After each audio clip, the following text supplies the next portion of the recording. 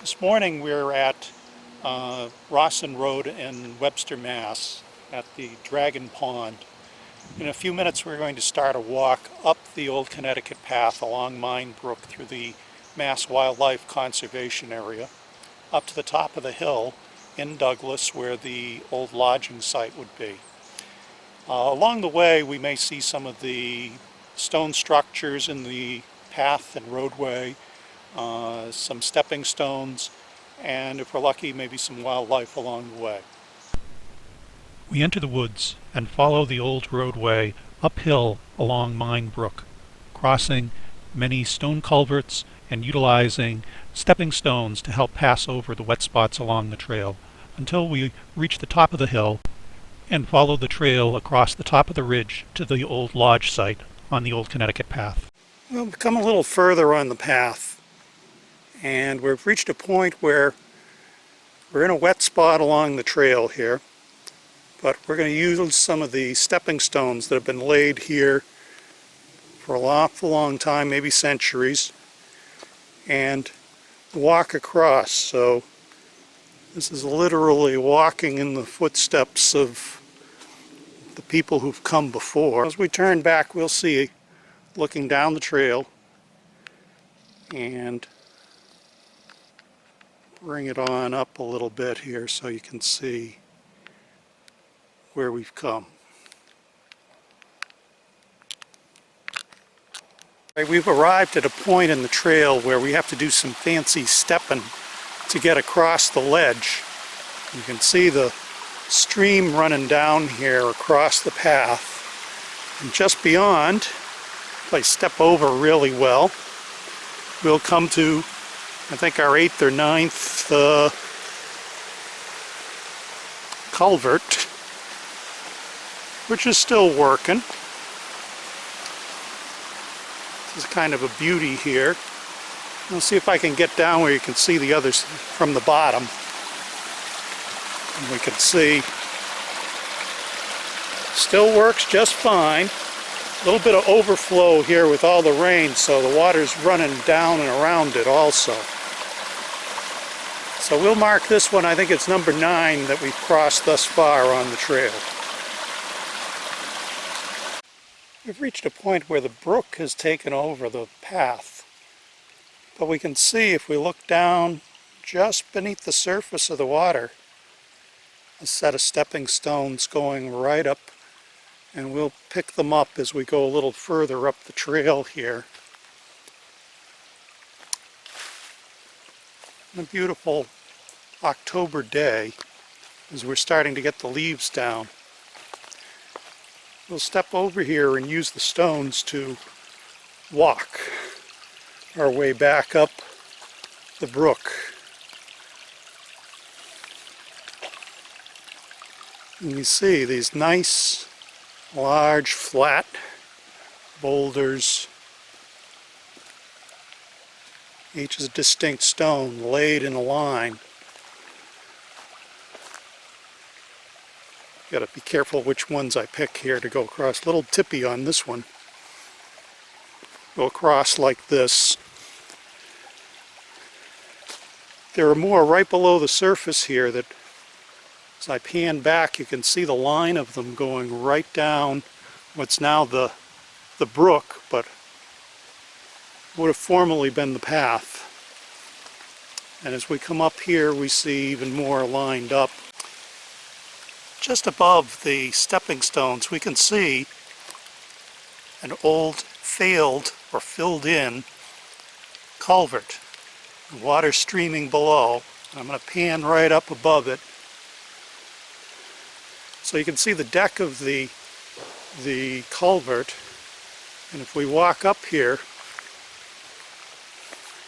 you can see over the course of time all the leaf debris has piled up on the upstream side, and so the water from the stream is diverted to go right down the path where we just came up over the stepping stones. So in earlier times, down there might have been a whole lot drier with this culvert taking the water and diverting it from upstream crossing over and then flowing nicely down into the marsh and wetland down below.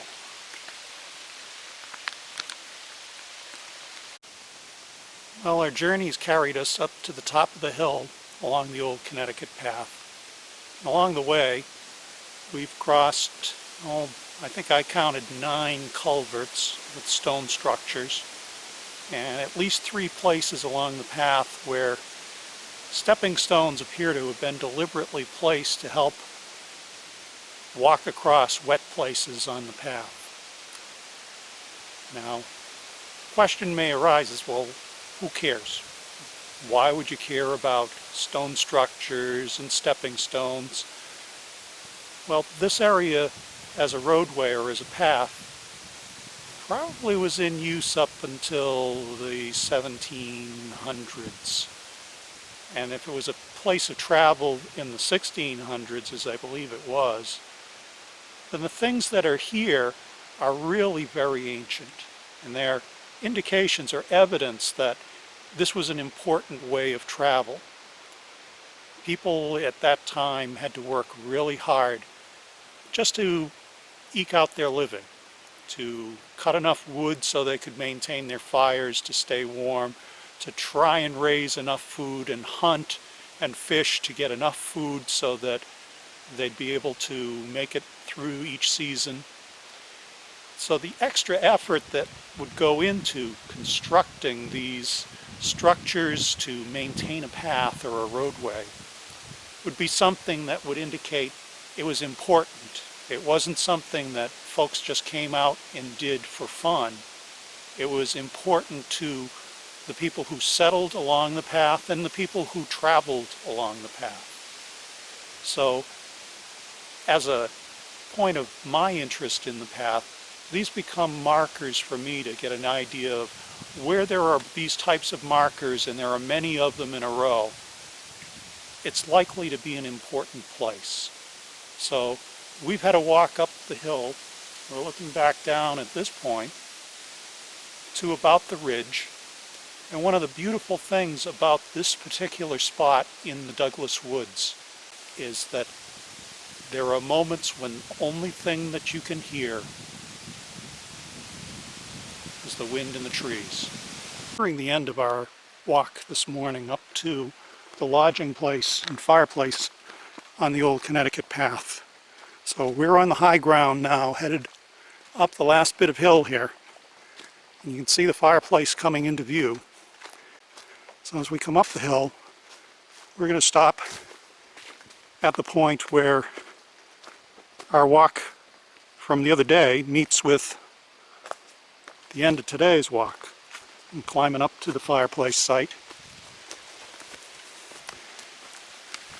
As I've described before, on my walk up from Douglas Turnpike, Northwest Main Street, that might be a great spot if you were caught out here to have a place where you could take shelter or lodging. This may have been a settler's cabin site or a woodsman or trapper's cabin site. But its location right on the trail is unique. We've reached the old fireplace site on the Old Connecticut Path.